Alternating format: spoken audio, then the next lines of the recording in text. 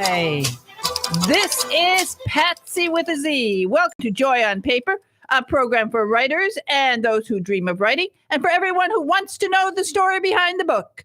Coming to you from glorious Clearwater, Florida, the perfect place for writers to write and readers to read a good book. And I am so thrilled today to welcome to Joy on Paper, somebody who really knew how to make me happy. She claims in her new book that an oatmeal cookie with raisins is a salad. And any writer who can do that is a winner in my mind. And Lorian Berenson, I am so happy to welcome you to Joy on Paper so that we can talk about Peg and Rose Solve a Murder. Hi. Thank you so much. Hi, Patsy. It's great to be here. Thank you. Well, that's great. As I said, when I discover that an oatmeal cookie with raisins can be considered a salad, I think that's pretty good. Well, Peg has her own ideas about almost everything. So, and a real sweet tooth, so she can justify a lot. I thought that was pretty good. I like that.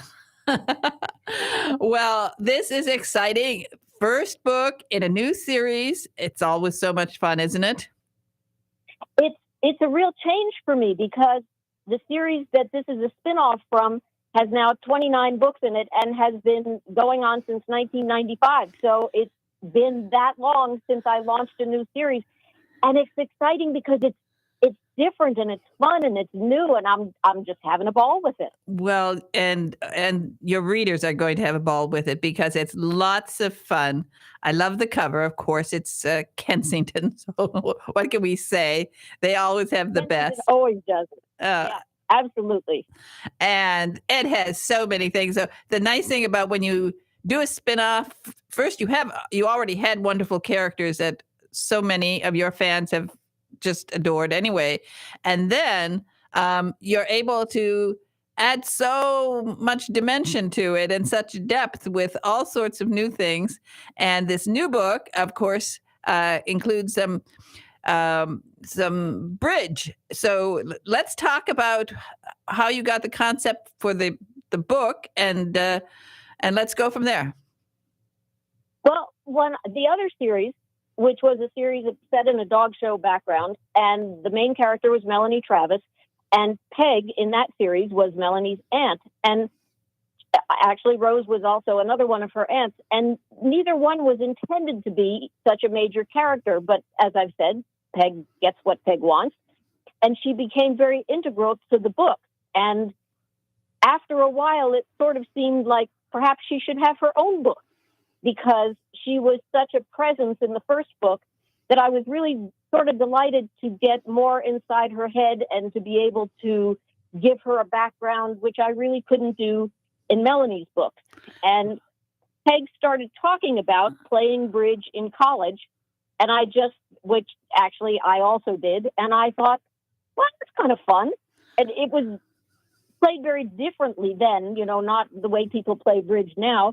And I thought, I'll just go back to that because Peg is 72 and, she's a woman of a certain age. Rose is in her late 60s. And the two of them sort of have a different view of the world than Melanie, who's so much younger. Well, as you said, the Melanie Travis mystery series is so popular and up to 29 on that one. And I think that was just a great idea. I think it's more that Peg took over your mind. And she's the one who decided she wanted a book. I mean, it was time. I'm not arguing with that.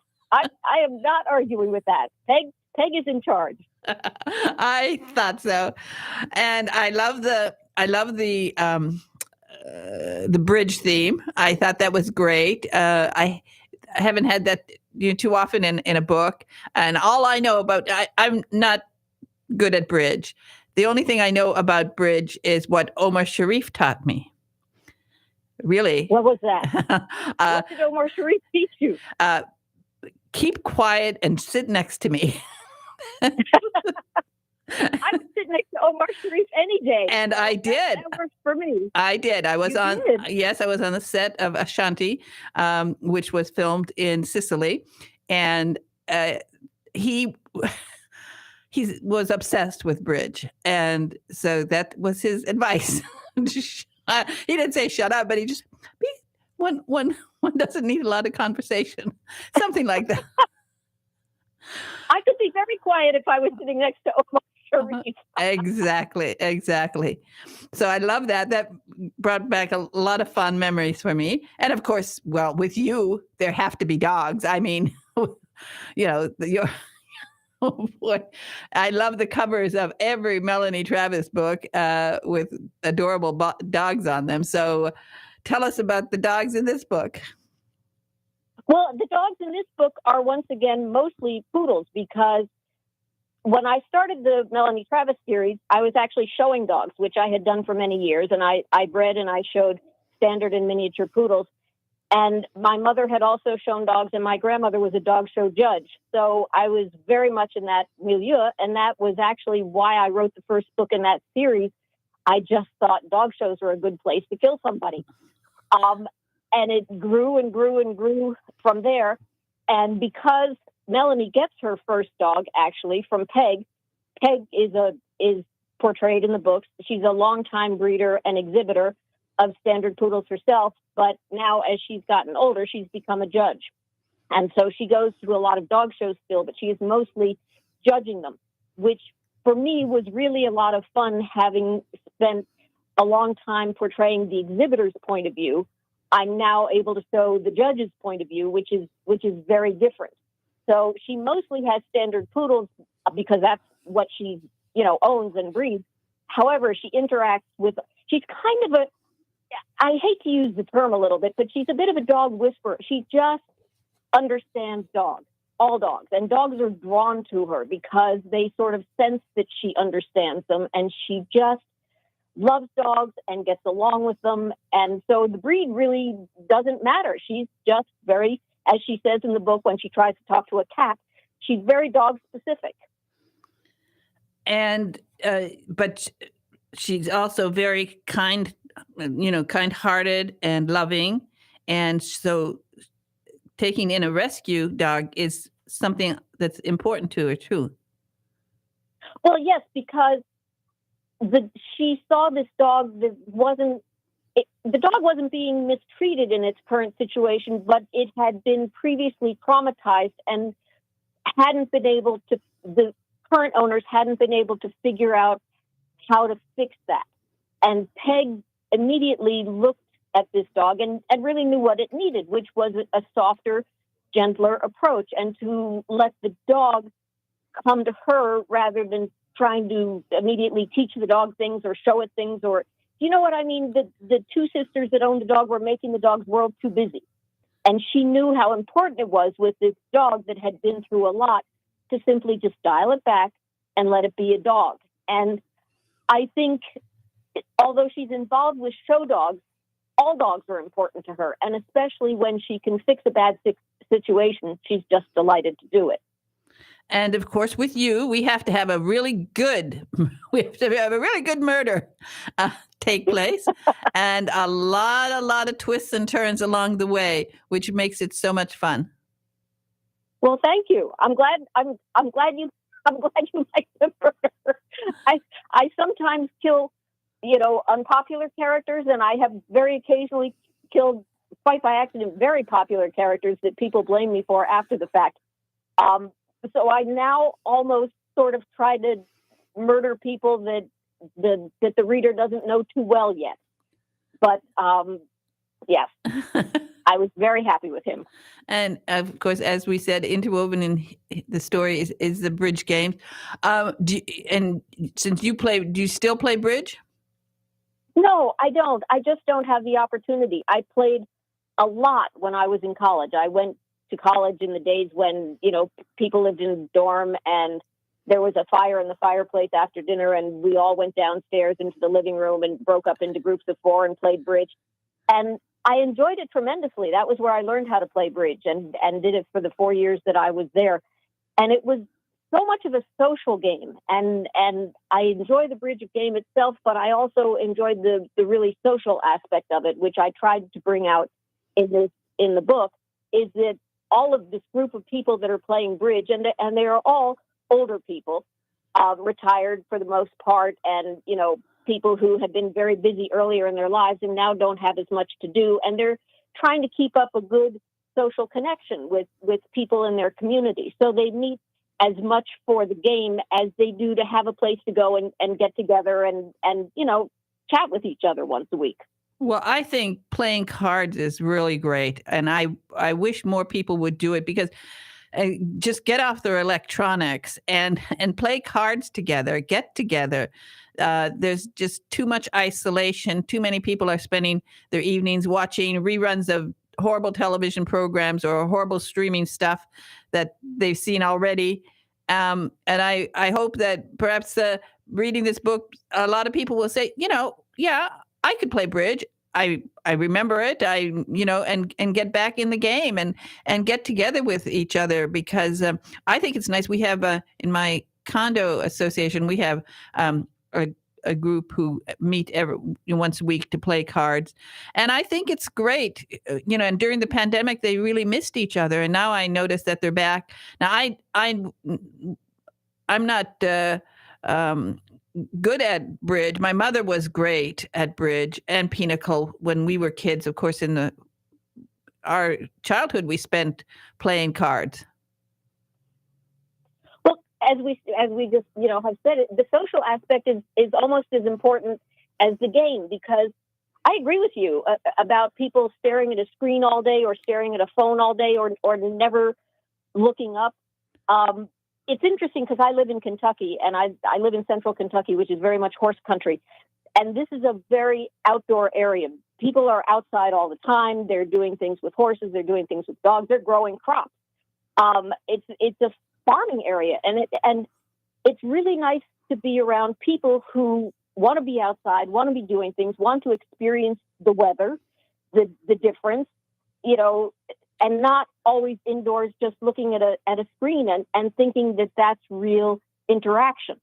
Exactly. Now, if you could wiggle your nose and have a magic bridge game with 3 authors from the past, what 3 authors would you want to play bridge with? Oh, that's a hard question. That's a very hard question. 3 authors from the past. Yeah. I would say Hemingway, but I think he'd cheat. I really do. Don't you think? Don't you think? I think so. Scott Fitzgerald. Oh, yeah. And who would be my third? All right. If I'm the third, I want you to come up with the fourth. Who would be the fourth? Oh my goodness. Let me see. My mind was going further back because I wanted somebody who would be a pleasant partner. But I love that choices. I love those choices. Those are great. Now you stumped me because I had in mind playing cards with Jane Austen. So I don't know why. Oh my! I was. Well, I would do anything with Jane Austen. I would sit and sip tea with Jane Austen. We don't even have to have cards. We could just ruffle our skirts and just talk about life, I think. Exactly. But when did she find it amusing to be with F. Scott Fitzgerald and Hemingway? I wonder what she'd think of them. I think Hemingway would be playing footsie under the table with her, frankly, and she might, get up, throw her cards down in a huff, and storm away from the table. Oh, let's think of that. Yeah, that's great. So, it's so much fun when you're an author, and as now with your vast experience over the years, that you have this ability to really set the stage and paint a picture for us of the characters, of where they are. Tell us how you felt when you really sat down to start this series. Did you plan it all out in advance? Did you know exactly where all the scenes? Did you see it in your head? It's funny. The first number of books that I wrote, I did that. I really made a detailed outline, and I knew everything that was happening and everything that was going to come up and who the characters were and who the murderer was. I knew everything. And many years ago, Harlan Coben said to me, something along the lines of, I don't want to misquote him, but he said he didn't do that. He sat down and he just wrote. And he said, because how can I surprise the reader if I don't surprise myself? And I thought, wow, what a great way to look at it. And ever since then, I've done exactly that. I've sat down and I've started to write. Now with Peg, Peg and Rose obviously already had a world that I had created, and they were already members of this world. And part of that meant that things that I had done in the first series and really not thought that much about, for example, the fact that Rose is a former nun. In the first book of the Melanie Travis series, she's leaving the convent to marry a now former priest. And at the time, in 1995, that made a lot of sense to me. And it never occurred to me that in 2022, I'd be kind of stuck with that, so there were things that were already created that I was fitting this book into. But as far as the actual plot and how these two women were going to interact and begin to get along with each other, I didn't really know that yet. And it was really a lot of fun discovering how it was going to work. Well, back in the day when you came out with the idea of Rose, that was a rather daring idea. I had an aunt who was a nun, and she did not leave the convent. She was a nun for her entire life. And so, and I went to Catholic school, so I grew up with nuns. And it was funny because I just sort of perhaps had a different view of nuns, maybe that someone who didn't know many of them that well. And I guess it was a little daring. However, for the time, things were really loosening up. The nuns were changing from that long habit to something shorter.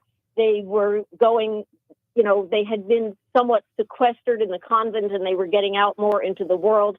And I thought that was something that really reflected those changes that were happening at that time. And definitely, because I remember the first book, and I think at the time I thought, well, that's pretty daring, because it wasn't that at that point it wasn't done that often, and so yeah, I thought that was great. And of course, she's carried on through, and the dynamics between their sister-in-laws, the dynamics between them are, I think, familiar to many people who have had problems with their sister-in-laws, but you put them here together, and things have to work out, we hope.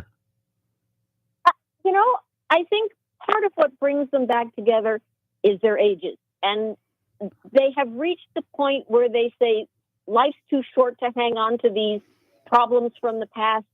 And I think at my age, which is comparable to theirs, that you do begin to feel this, that there are rifts, family rifts with friends or neighbors or whatever.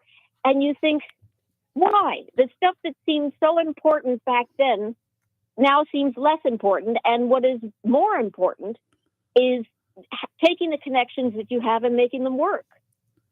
Exactly. I think also that during the pandemic, a lot of people got this idea that they realized as things got worse and worse and they're isolated, they started thinking about this, that, some of my cousins aren't so bad. I can call them up. I think it did have sort of changed people's attitude about, getting rid of these petty nonsense things that kept people apart. Absolutely. I totally agree. And I think that probably was part of my thinking that I hadn't really thought about until right this moment. But that has to play into, the real world always seeps into your writing, even when you're not even aware of it. Now, of course, you've won quite a few awards. Let's go back all the way back to the very first check that you got for writing. Do you remember that moment? Oh, I do. Yes, I absolutely do, because it was actually from the New York Times.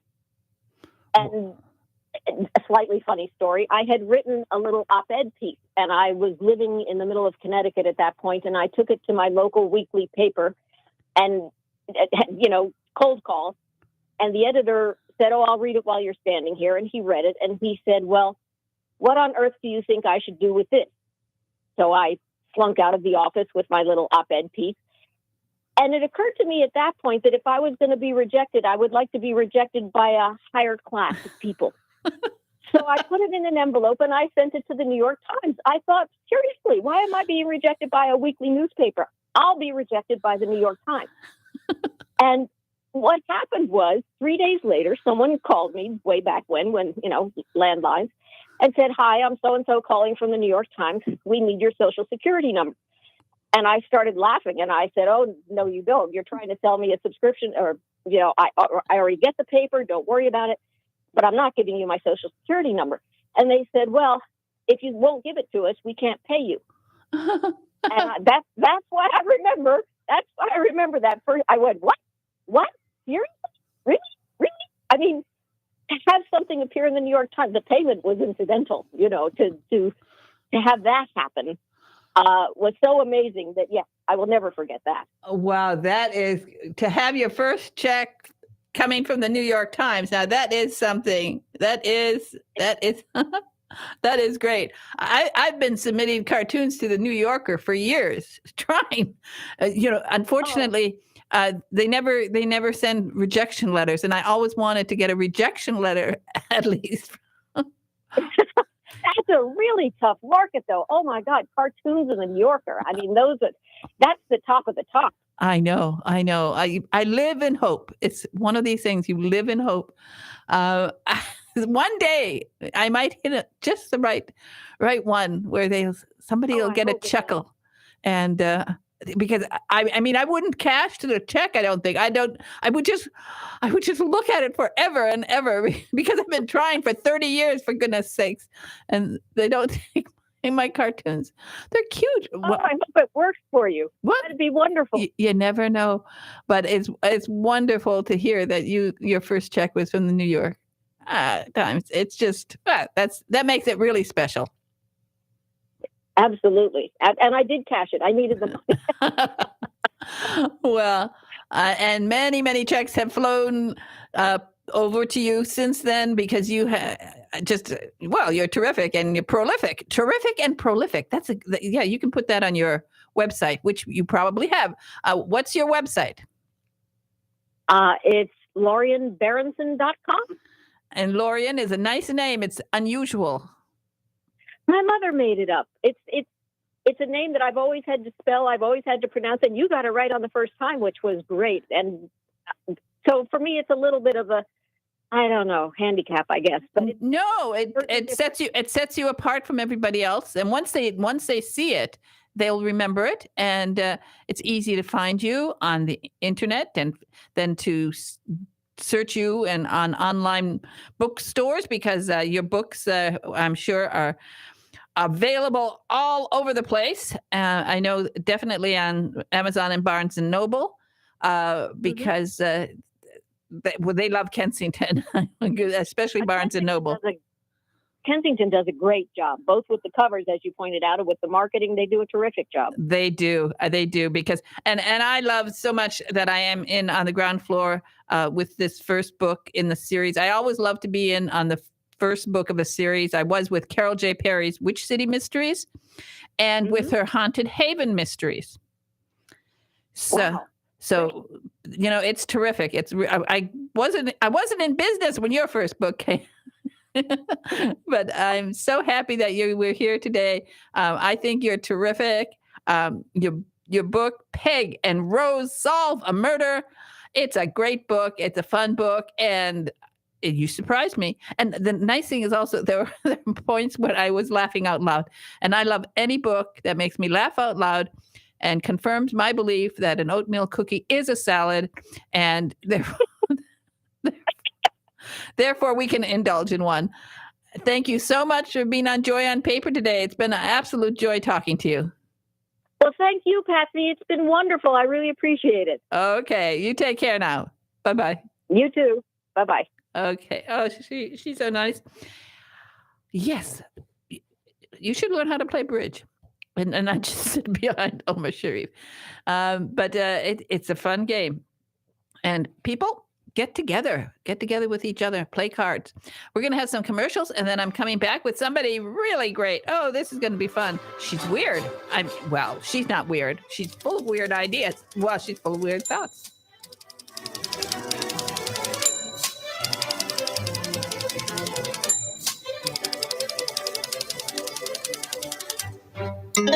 This is the Tan Talk Radio Network. Are you ready to eliminate your home energy bill? Well, get ready to harness the sun. Go EHS, Effective Solar Solutions by Efficient Home Services. With no upfront costs, you can save money on your utility bill and even eliminate your electric bill altogether with EHS Solar. Call EHS, the #1 solar installer nationwide. We know how to customize your home. EHS handles every project in-house with no subcontractors. Remember, no upfront costs, tax breaks, and the best company in the business, Efficient Home Services. Schedule an appointment today at 727-353-3757. Visit our website and download your free buyer's guide to going solar at www.goehs.com. Go solar, go savings, go EHS. Call 727-353-3757 today to talk to our experts.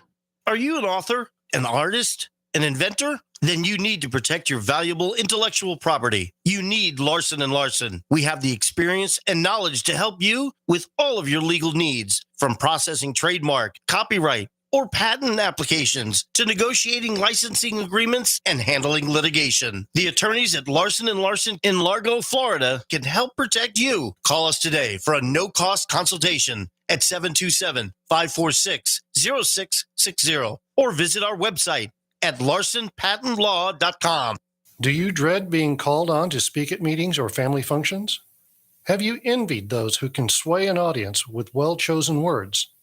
Do you know that people who speak well earn more money, earn more recording careers? Gain the confidence to master any speaking situation. Toastmasters will allow you to find your voice. Go to toastmasters.org to locate the club nearest you. This is the Tan Talk Radio Network.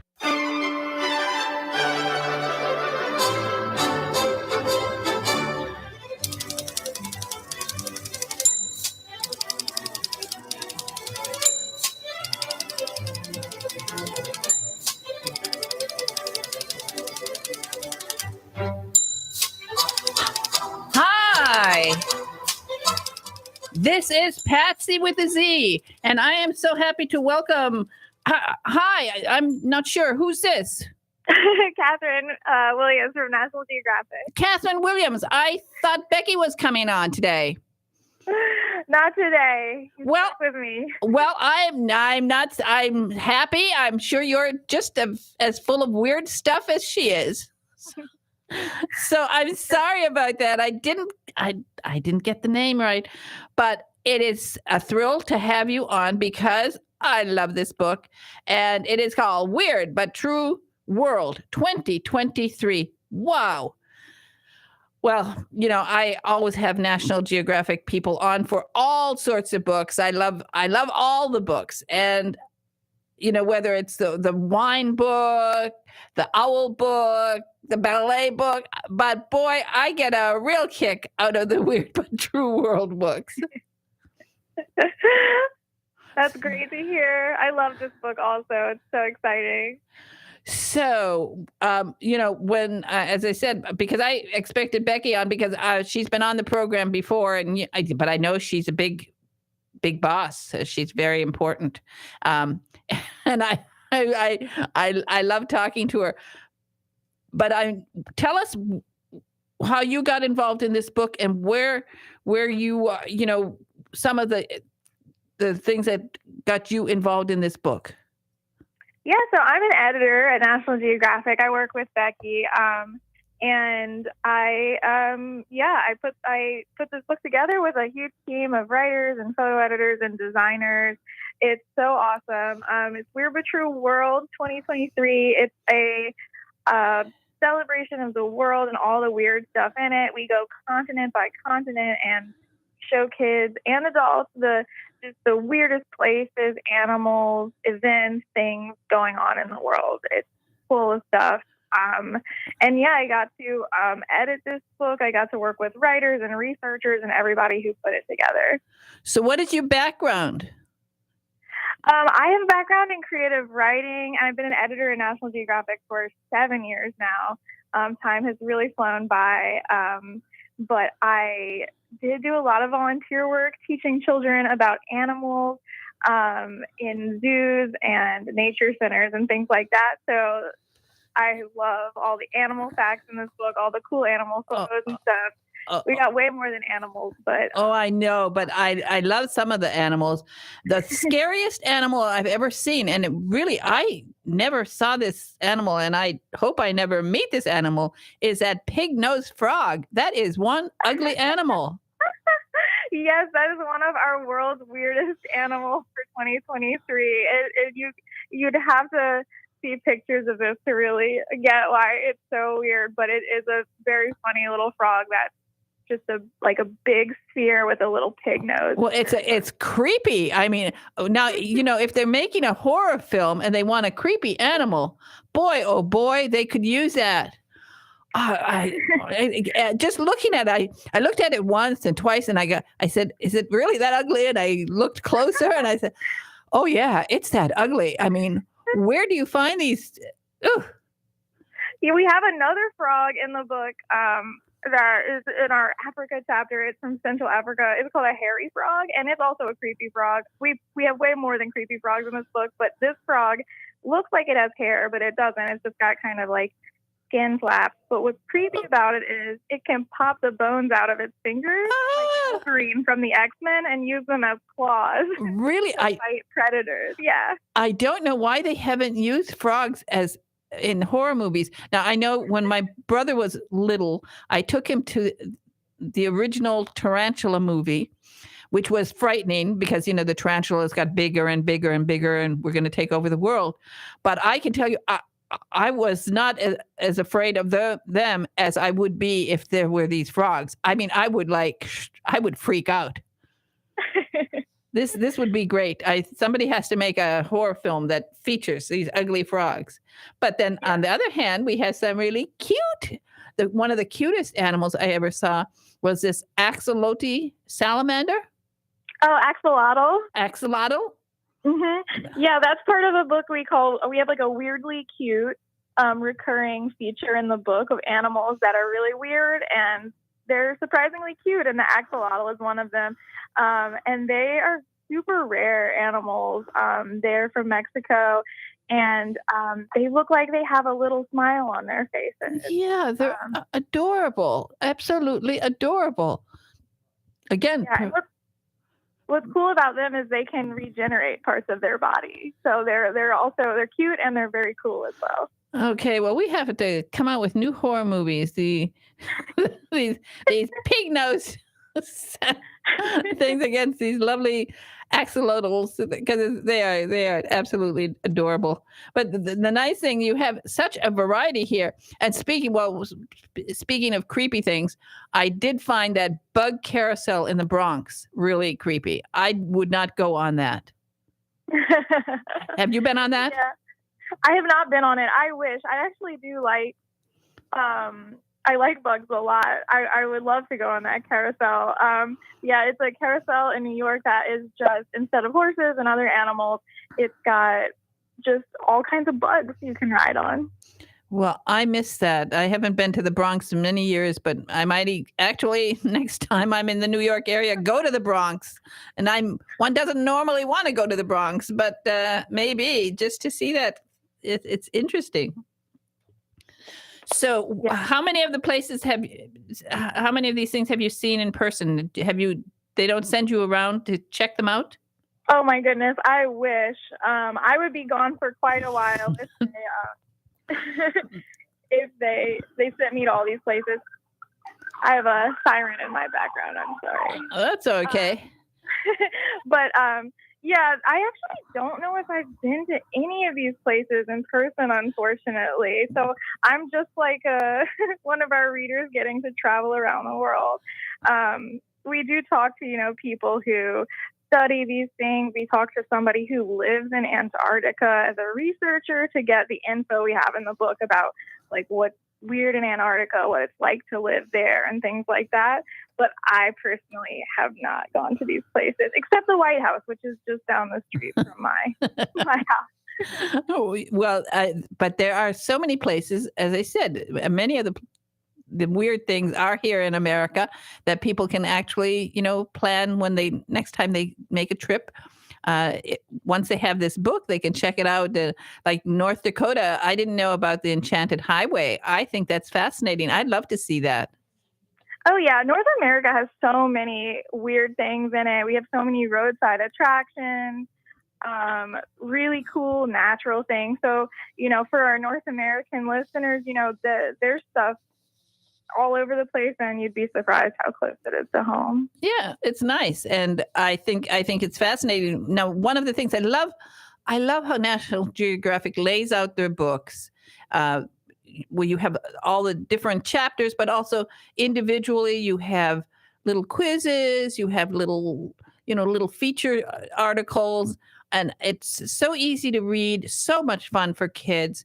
And I mean, it's literally hours and hours and hours of fun. Once a kid gets in their hand, I can see, you just want to lay there on the floor and go through it and just have fun. Yeah, I think like nonfiction can be really intimidating for a lot of people, and we want to make it really fun, almost feel like you're not learning, like trick you into learning, because it's full of information, but it also is just it's supposed to be really entertaining, good time. And so much of it is relevant to the current situation in the world. I loved very much learning about the bubble curtain and the waist shark. Tell us about those. Yeah, so we have a little feature on the first chapter in this book. We're doing this book every year and updating it and adding new content. And the first chapter, we have, sections on the world's weirdest. And this year we decided to do some weird ways to save the world. So there's just really cool, innovative things scientists are working on. The bubble curtain is a way to, if there's an oil spill or something like that, instead of putting more chemicals in the water, they use this curtain of bubbles to trap the oil and keep it from going to other places.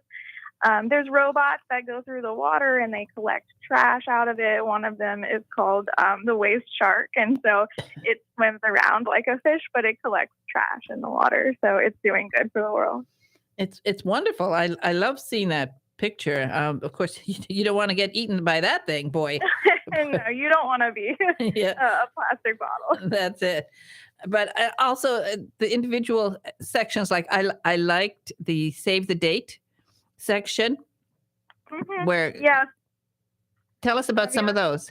I love those. Holidays, they're not like, the big holidays we celebrate or get out of school or work for, but fun ways to celebrate the year with little things. So let me see if I have it here. Well, I like the Random Acts of Kindness. That's my favorite. Yes. February 23rd. Kindness. We have Dance Like a Chicken Day in May, on May 14th. We have Uncommon Musical Instrument Awareness Day in July, on July 31st. So there's all kind of wacky holidays that kids can celebrate. Yeah, I think that's great. First of all, it gives kids ideas. It gives adults ideas. I think as a homeschool mom, my kids were actually raised on National Geographic. You didn't have as many kids' books when they were young as you do now, but I was raised on National Geographic books. I come from Michigan's Upper Peninsula, where it's very cold in the winter, and the only books that we had in the house, we only had one major book in the house, which was a dictionary, and then we got National Geographics, and those were like a ray of sunshine. When they arrived, we were so happy. We were so thrilled. And that's how I learned to read. And that's why I became a world traveler, because of Nat Geo. So my kids also, I gave them we still have all my Nat Geo books. We've got like years and years of Nat Geo books. So they learned from the books. They learned history, they learned geography, and they learned how to read. And all of these little things, sort of factoids that I think are so important that it's good to put ideas in a young person's head, things that they can think about, things that, I mean, like Dance Like a Chicken Day. This is a perfect a day that as a homeschool mom, I would take that day and I would turn that into the study of chickens. And I would, be making chickens, teaching them how to cook chickens. I would do so many things on that day. And that's one of the joys of being a homeschool mom, that you can devote an entire day to one subject. And so Nat Geo, I think, I think a lot of homeschool moms use Nat Geo as a sort of a basic for our curriculum. Yeah, that's all. We love to hear that. It really does just take like one interesting thing to kind of ignite a kid's imagination. And I would love to attend your chicken day. It would be fun. It would be fun. And as I said, I love these little facts, like 50 billion years from now, a day is going to be 1,000 hours. I like that idea. Yeah. We range from having those kinds of like thought-provoking single sentence facts to, having more text that you can kind of dive into and learn more about it. So there's a lot of points of entry for kids, whether they're excited about reading or reading is a little intimidating to them. So there's just like something here for everyone. Well, I like the Cat Island one. Yes. Tell us about that one. Yeah, these are islands. There's multiple islands in Japan that are they're called Cat Islands, and this is like one of our weird places to live for the year. But I believe the stat is there's like 100 people that live on it, but there's 600 cats. So like if you love cats, this is a place for you.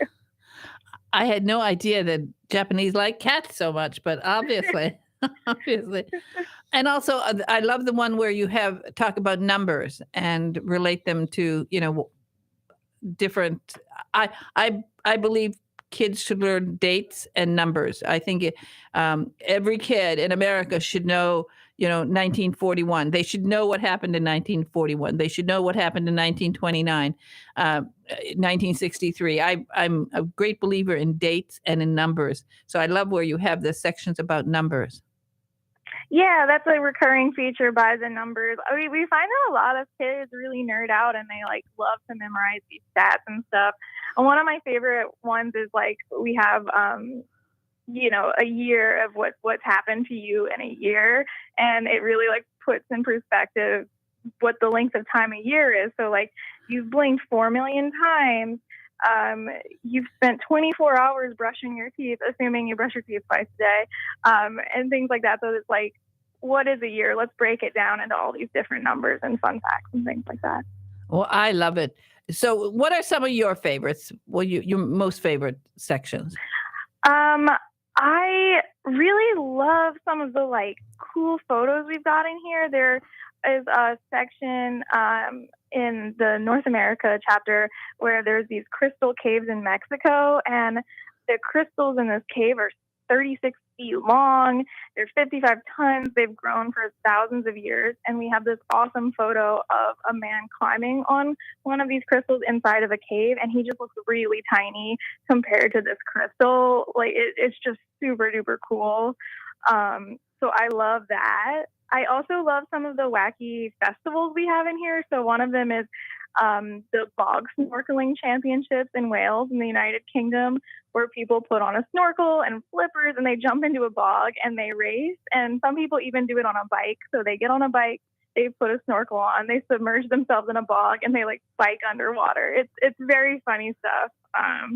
So I love that. I love the natural wonders and then just the wacky stuff that people are doing to be weird all around the world. Well, I like that color-coded buildings. I had never thought of that. I thought that was a pretty cool idea.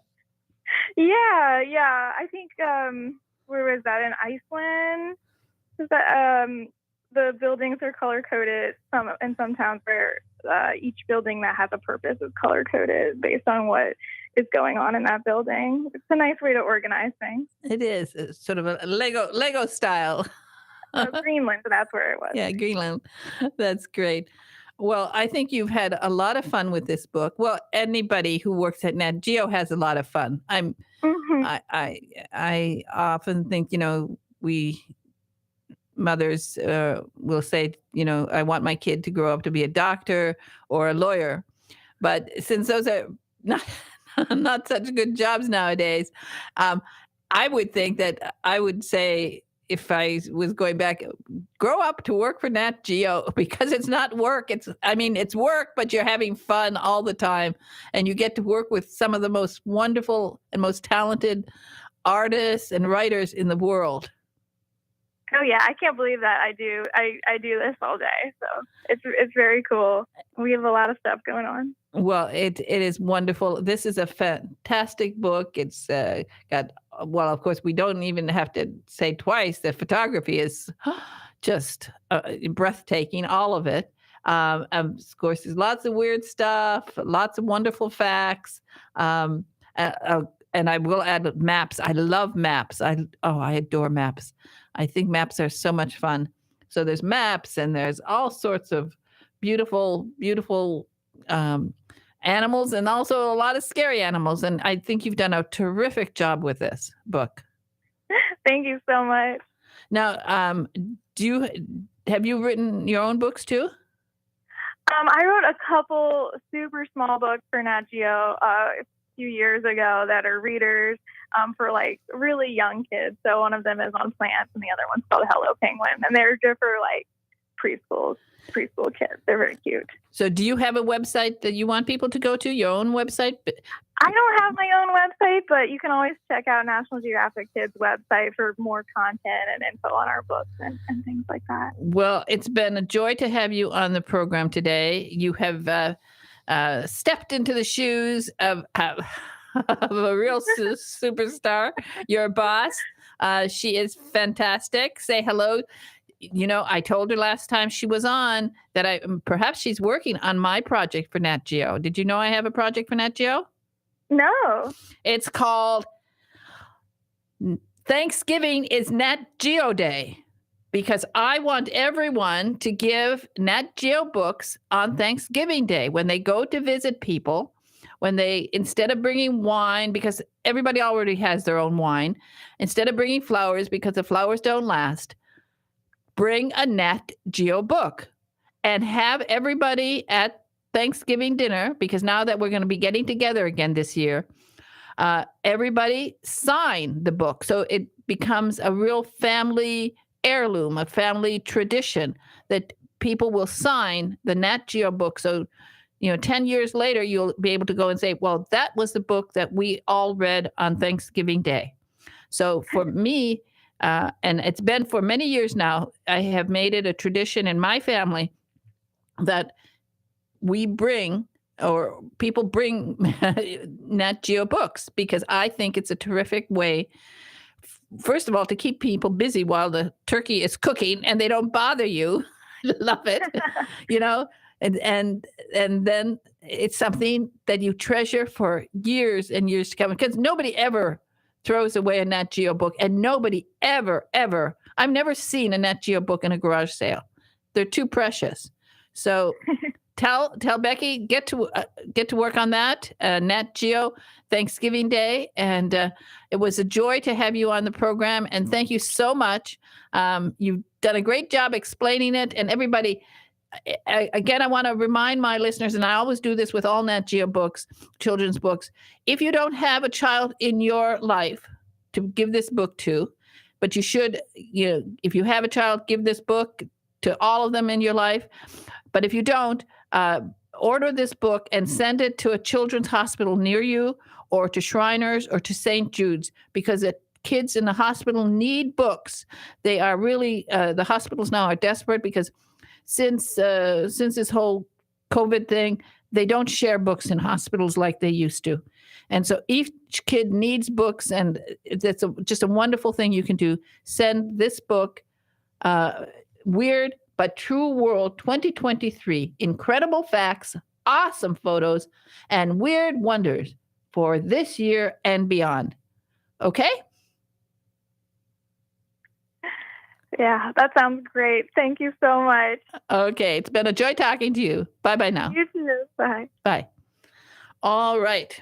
Good idea. That's my good idea. I hope Nat Geo is listening to me, that they really have to do this promotion for Thanksgiving Day, because it is a wonderful thing to have that, 10 years later, 20 years later, it's wonderful to see how the kids over the years, the writing changes, what they can write. The first, when they're little, they might be able to write a letter, maybe not even their name, but it's so much fun as you go over the years and you have Nat Geo books and you turn them into essentially yearbooks, like a yearbook at school, and have everybody in the family put a message, sign it, and it becomes a keepsake and a treasure that everybody in the family will love to look at year after year after year. And that's something that you can do, and it's really nice. And Nat Geo books are they are priced, they're so incredibly cheap when you think about it. This book is very, I don't know, it's very cheap. It's like $16, something like that. It's a beautiful book, full color, beautiful production values, wonderful paper, of course, a beautiful cover. And it's a book that you would want to keep and that kids will love it. And again, it's called Weird But True World 2023. Incredible facts. Awesome photos and weird wonders. I love this book. I have to send it to my brother because I have to invite him to the Bronx, get him somehow on that ride, a carousel of bugs. Freak the poor kid out. I terrorize that kid. That's what you do with little brothers, but I did. But I would love to take him to that and put him to ride on a tarantula or some other creepy animal. He would freak out probably, but it would be fun. Anyway, it's been a great day. I was so happy to talk to Lauren Berenson because I know that she's got a thing going on with Carol J. Perry, who is going to be our guest on October 25th because it's going to be Carol J. Perry Day right here on Joy on Paper. And everybody, remember what I always tell you. One of the joys of life is to see your words on paper or to hear them spoken in an audible book. Or if you're very, very, very lucky to hear those magic words, lights, camera, action, and your book will be turned into a major motion picture, a streaming video, or perhaps a series on the Hallmark Channel. You never know, and you won't know unless you get to work. Start writing already. What are you waiting for? It's a lovely day. Okay, and say something nice to somebody. I will say something nice to Big Ed in the control room. Thank you, Ed. Thank you for everything. And he's saluting me, and I'm saluting him because I should have been a general. I would have been a great general because some people have told me I'm very bossy. So I guess I would have been a great general. Okay, bye-bye now.